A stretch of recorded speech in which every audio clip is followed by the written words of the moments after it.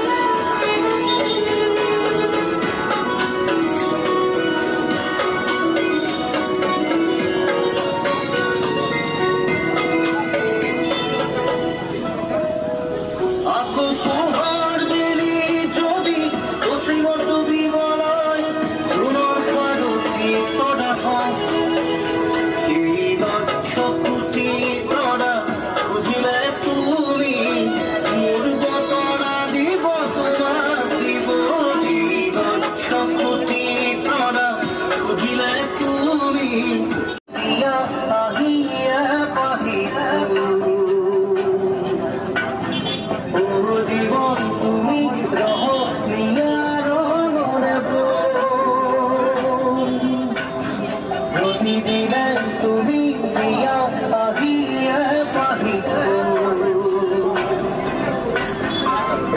জীবন তুমি রহ ইয়ার মারে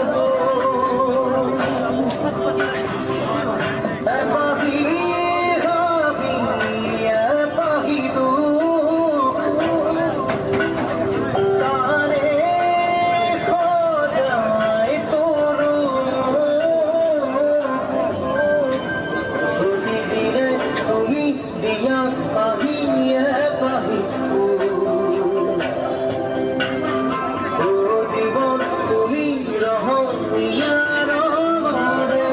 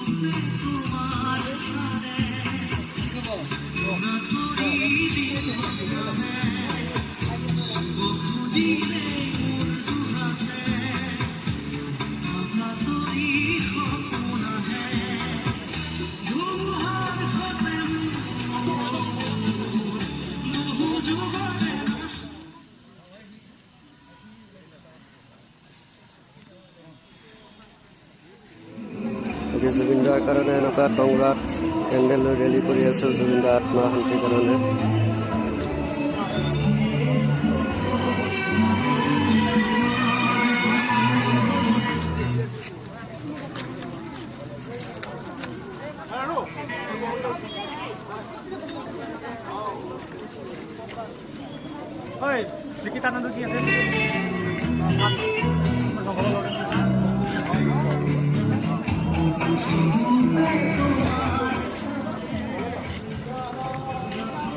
ওদালগুৰি জিলাত টংলাৰ আজি জুবিন দাৰ শ্ৰদ্ধাঞ্জলি দি আছে টংলা ফ্ৰেণ্ড ক্লাবৰ পৰা।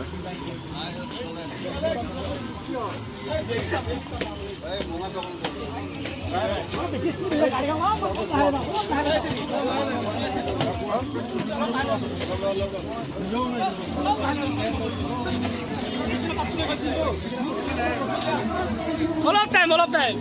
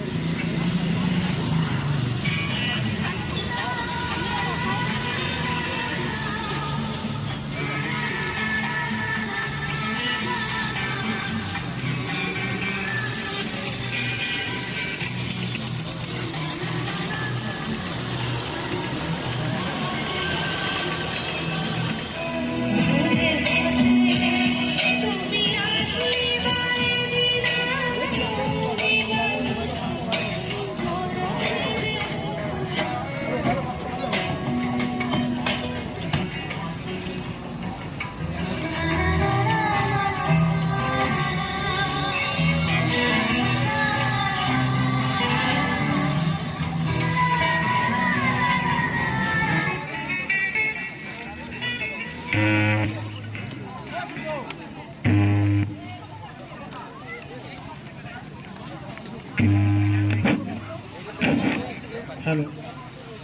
হেল্ল' হেল্ল' সকলো ৰাইজক আমি একগোট হ'বলৈ অনুৰোধ জনালোঁ। টংলা চতুৰ মাধ্যমিক বিদ্যালয় খেলপথাৰত শান্তি সমাধান কাৰ্যসূচী আমি হাতত লৈছিলোঁ। সেয়েহে সকলো ৰাইজক আমি টংলা আঞ্চলিক ছাত্ৰ সন্থাৰ তৰফৰ পৰা কৃতজ্ঞতা আৰু ধন্যবাদ জ্ঞাপন কৰিছোঁ। আমি খুব দীঘলীয়া নহওঁ, সেয়েহে আমি সদৌ ছাত্ৰ সন্থাৰ সন্মানীয় ৰাজ্যিক কাৰ্যনিৰ্বাহক চিন্তু বৰ্ণী চক্ৰৱৰ্তীক দুআষাৰ বক্তব্য ৰাখিবলৈ অনুৰোধ জনালোঁ।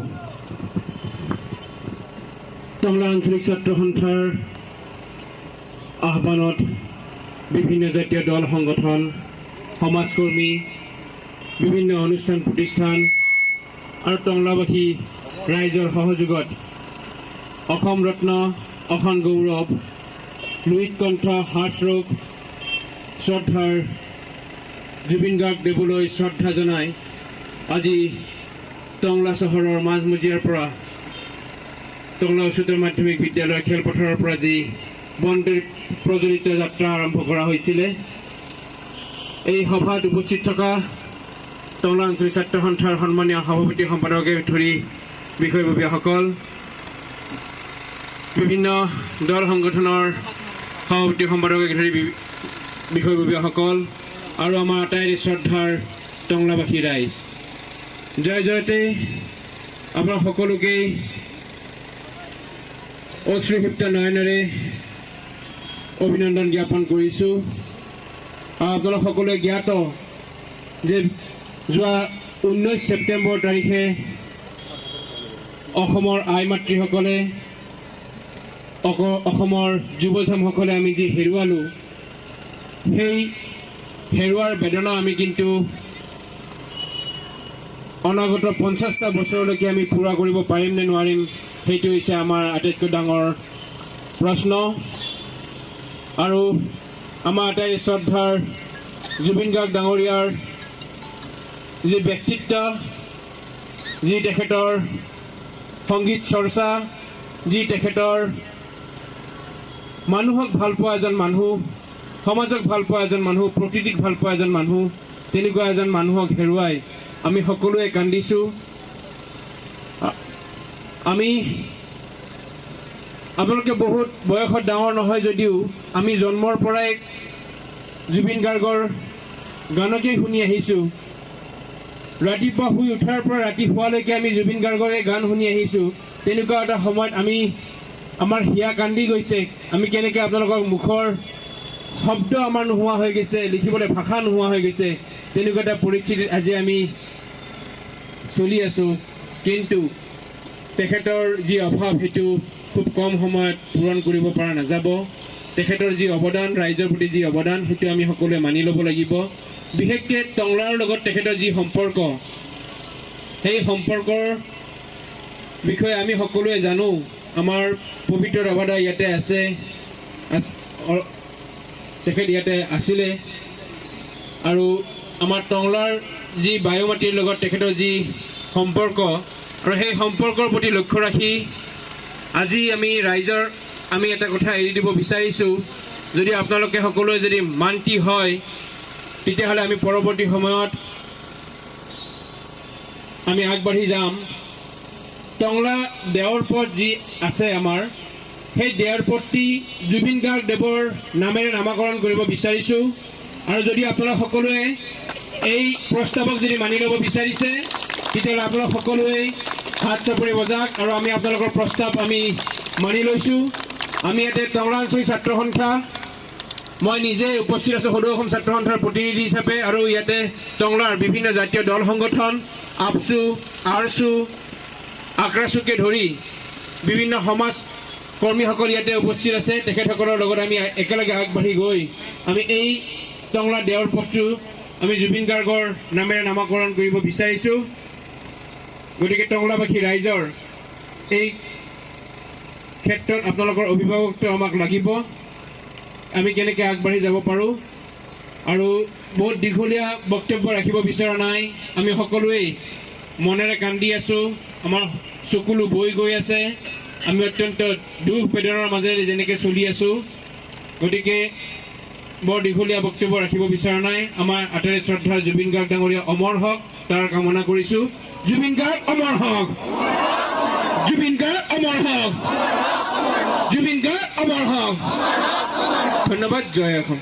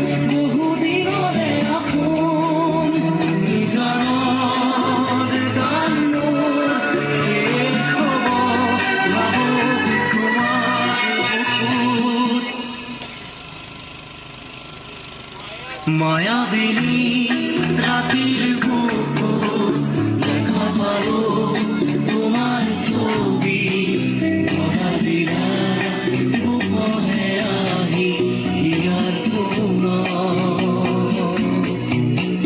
তুমি যে মোর খুকান মনত নিয়রে শেষা কুপান আমি আহা রোদরে মোর দেহ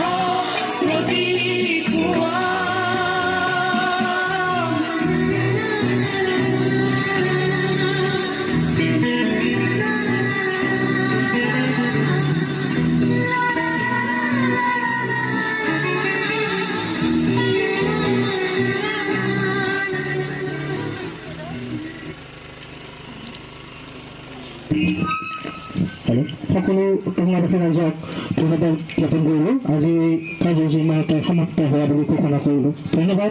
জয় অসম।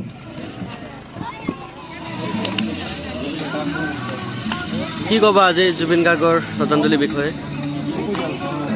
আজি টংলা আঞ্চলিক ছাত্ৰ সন্থাই বিভিন্ন জাতীয় দল সংগঠনৰ লগত একত্ৰিত হৈ টংলা চহৰৰ মাজমজিয়াৰ পৰা যি শান্তি সমজল যাত্ৰা উলিয়ালে, সেই শান্তি সমজল যাত্ৰাত টংলাবাসী ৰাইজে যি ওতঃপ্ৰোতভাৱে তেখেতসকলে জড়িত হ'ল, তাৰ বাবে তেখেতসকলক ধন্যবাদ জ্ঞাপন কৰিছোঁ।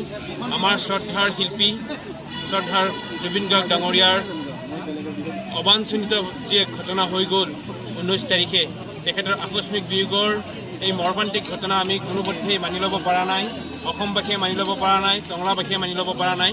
তেনে প্ৰাকক্ষণত আজি টংলা আঞ্চলিক ছাত্ৰ সন্থাৰ আহ্বানত আৰু বিভিন্ন জাতীয় দল সংগঠন, বিভিন্ন অনুষ্ঠান প্ৰতিষ্ঠানৰ সহযোগত যি শান্তি সমাজৰ যাত্ৰা উলিয়ালে আৰু সেই যাত্ৰাত টংলাবাসী ৰাইজে যি ওতঃপ্ৰোতভাৱে জড়িত হ'ল, আমি এটাই আহ্বান কৰিম যে জুবিন গাৰ্গ ডাঙৰীয়া আচলতে হৈছিল কি, সেই কথাষাৰৰ আমাক উচিত তদন্ত লাগিব।